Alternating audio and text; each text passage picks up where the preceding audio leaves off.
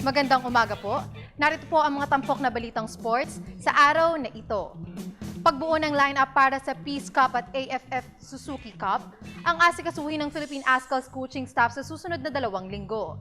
Ito'y matapos ang kanilang runner-up finish sa katatapos na AFC Challenge Cup sa Maldives. May report si Cristabel. Kinakailangang mag-step up ang mga miyembro ng Philippine Ascals para maging bahagi ng A-Team. Ito ang ipinahiwatig ni National Coach Thomas Dooley 4 na araw matapos ang kanilang runner-up finish sa AFC Challenge Cup sa Maldives. But again, I think we have a lot of homegrown players here that can step up into the team and can do the same stuff. I always said from the beginning, we have 24, 25, 26 players, and everybody is important.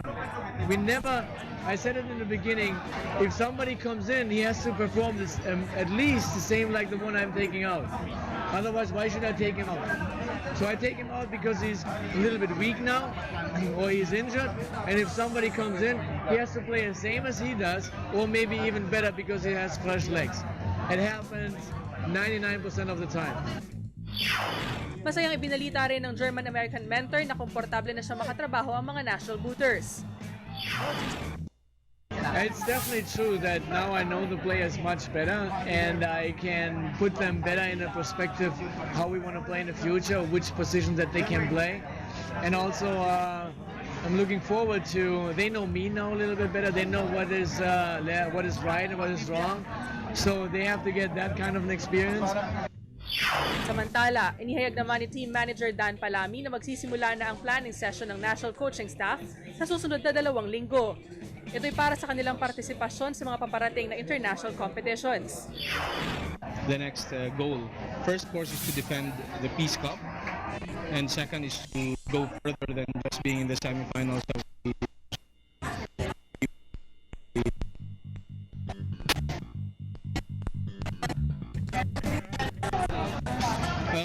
most probably July. For June, it's going to be totally with our clubs. So, but for the coaching staff, maybe I give them a 2-week break, and then we proceed.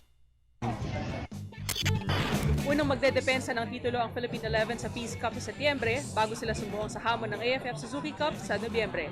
Para sa Telebisyon ng Bayan, Cristabel De Leon, PTV Sports.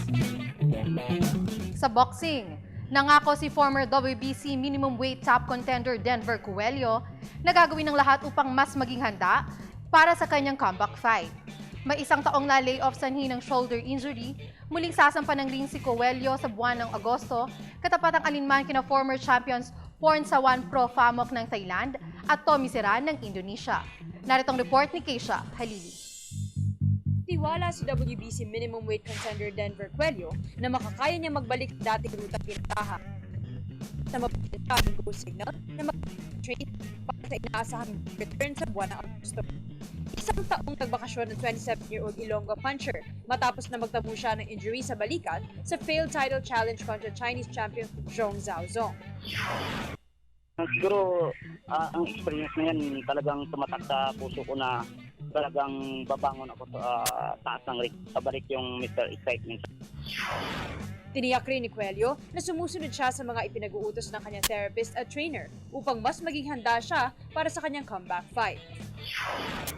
Sa ngayon po, talagang ready na po ako talaga dahil nga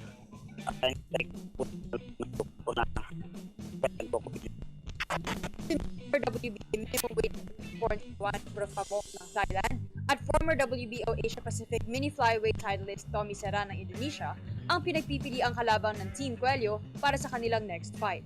Para sa Telebisyon ng Bayan, Keisha Halili, PTV Sports.